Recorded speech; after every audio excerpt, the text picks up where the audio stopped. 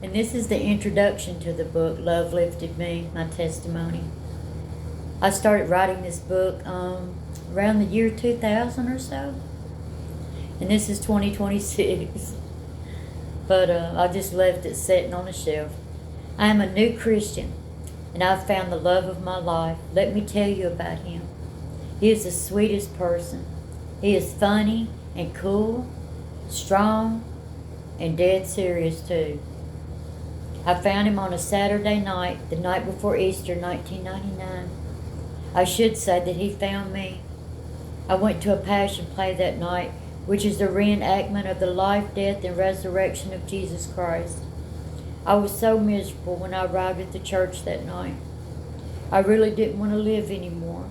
The only reason I had not ended it already is because God had other plans, and I had two kids, and I didn't want to leave them alone. I had cried so much that my eyes were almost swelled completely shut. But when I left that night, I was truly one happy lady. Truthfully, for the first time in my whole life, I met Jesus that night. He is the love of my life. I thought I knew him all those years. I had pictures of him. I had a Bible, which I never opened, by the way. And I watched Charlie Brown Christmas show every year. I knew that God created the heavens and the earth, and I knew about Noah's Ark. As a child, I memorized John 3:16. For God so loved the world that he gave his only begotten Son, that whosoever believeth in him should not perish, but have everlasting life. I knew that Jesus was the Son of God and that he died on the cross. I just didn't know why until that night. When I went to that passion play and they drove that nail through the feet of Jesus, God spoke to my heart and made me understand that he died for me. He took my place and died for me, for all the rotten things, all the mistakes that I had made in life. I had loved God and Jesus, but my sins had remained. The guilt remained until that night. I became a new person. I remember so many times through my life, I look in the mirror and all I would see was guilt and shame and, try to just get through the day. But after I met Jesus that night and I became a new person, I can look in the mirror now because who I see is the person, the new person that he has created. And I'm so thankful, so thankful.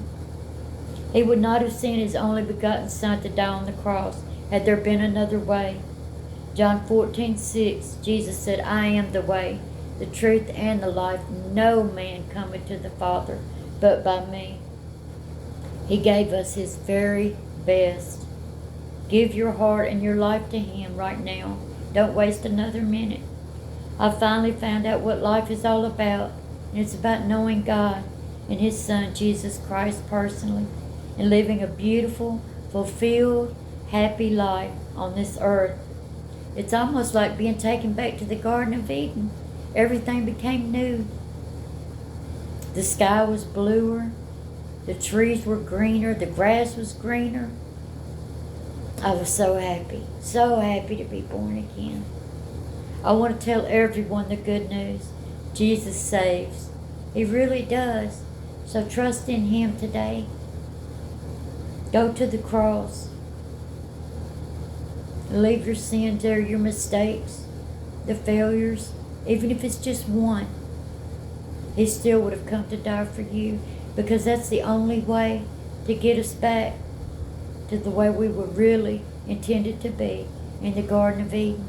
But he not only done that, he made us a way to go to heaven, to enter those pearly gates, and he's the only way to get there. I was lost, but now I'm found. I was blind, but now I see.